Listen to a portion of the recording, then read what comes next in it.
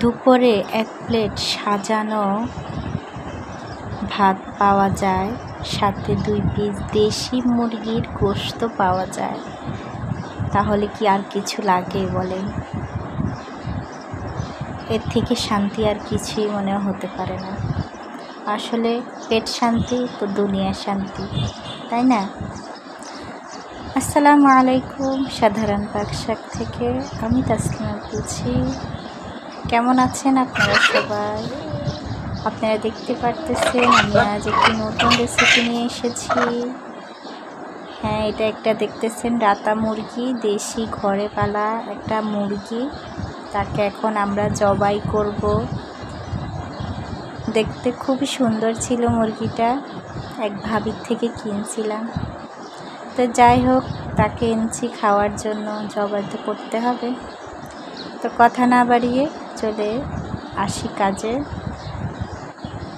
তো যেটা সত্যি দেশি মুরগি আমি আজ প্রথম রান্না করতেছি, তো ভাবলাম আমার ছোট্ট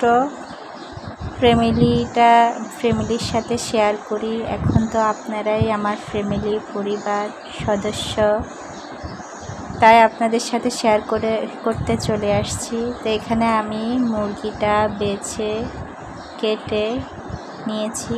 আগে কয়েকবার ধুয়ে নিয়েছিলাম, এখন একটু জাস্ট রক্ত পানিটা যাওয়ার জন্য আর একটু ধুয়ে নিচ্ছি। তো এখানে আমি মুরগির চামড়াটা নিব।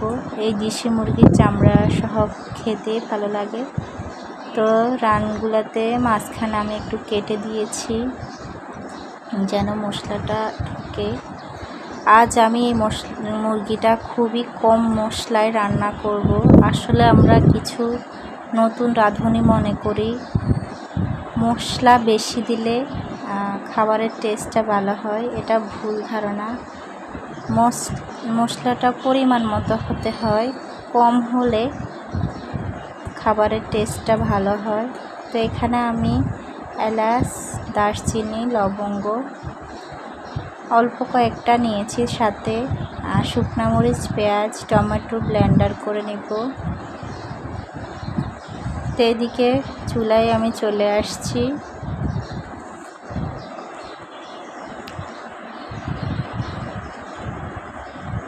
আমি এখানে তেল দিয়ে দিয়েছি পর্যাপ্ত পরিমাণ, দিয়ে এখানে আর কিছু গোটা এলাচি, দারচিনি দিয়েছি, তেজপাতা, সাথে পেঁয়াজ কুচিটা দিয়ে একটু ভাজি করে নেব।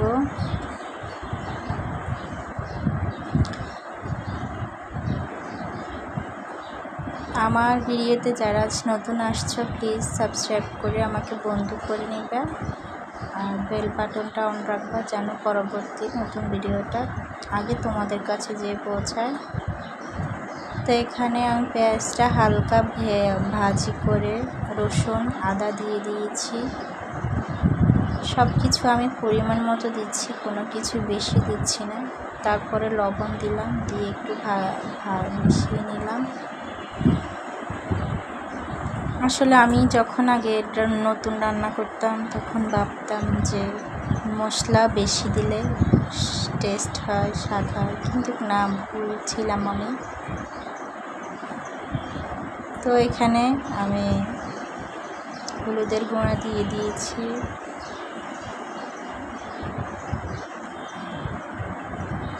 হলুদের গুঁড়া দিয়ে একটু ভাজি, তারপরে আমি মুরগির গোশতগুলো দিয়ে দিব। এই মুরগিটা আমার কাটতে অনেক কষ্ট হয়েছিল, অনেক শক্ত ছিল। তো যাই হোক, শেষ করছি কাটা। তো আমি এখানে মুরগিটা কিছুক্ষণ ভাজি করব। এই ভাজি করতে করতে বাকি মশলাগুলো অ্যাড করব।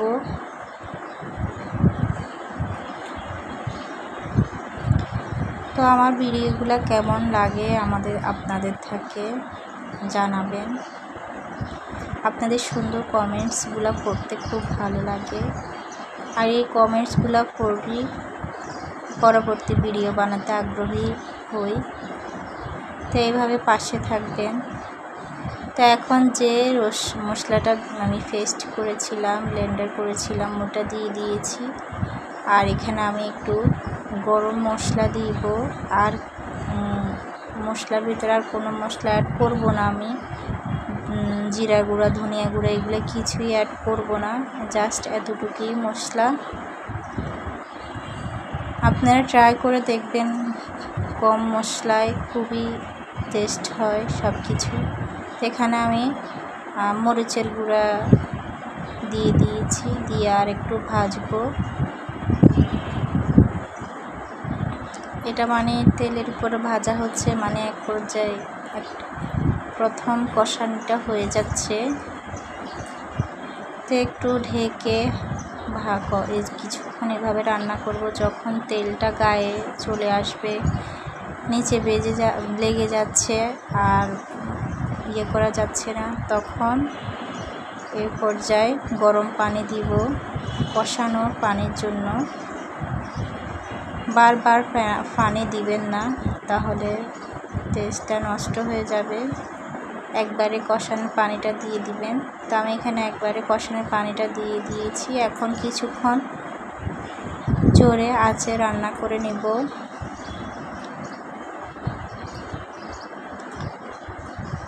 তো মাঝখানে আমি একবার নেড়ে দিচ্ছিলাম। শুরুতে যখন কষানো পানিটা দিব, তখন আমরা কিছুক্ষণ জোরে আঁচে রান্না করে নেব। যখন পানিটা টেনে আসবে, তখন একটু মাঝারে আঁচ করে দিব। তো এই যে আমার কষানোর পানিটা শুকিয়ে আসছে, তেলটাও প্রায় উঠে আসছে। আর একটু তেলটা উঠে আসলে আমি ঝোলের পানিটা দিব। আমার গোস্তটাও 90% সিদ্ধ হয়ে গিয়েছে। এই যে কালারটাও খুবই সুন্দর আসছে।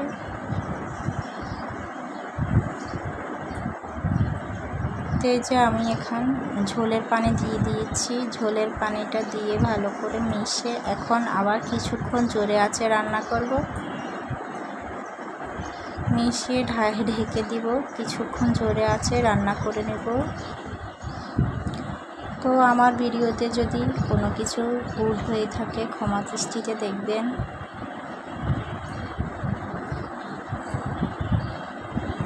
তো এই যে আমি এ পর্যায়ে ঝোলটা টেনে আসছে, আমার মুরগির গোস্তটাও সিদ্ধ হয়ে গিয়েছে একদম প্রপারলি।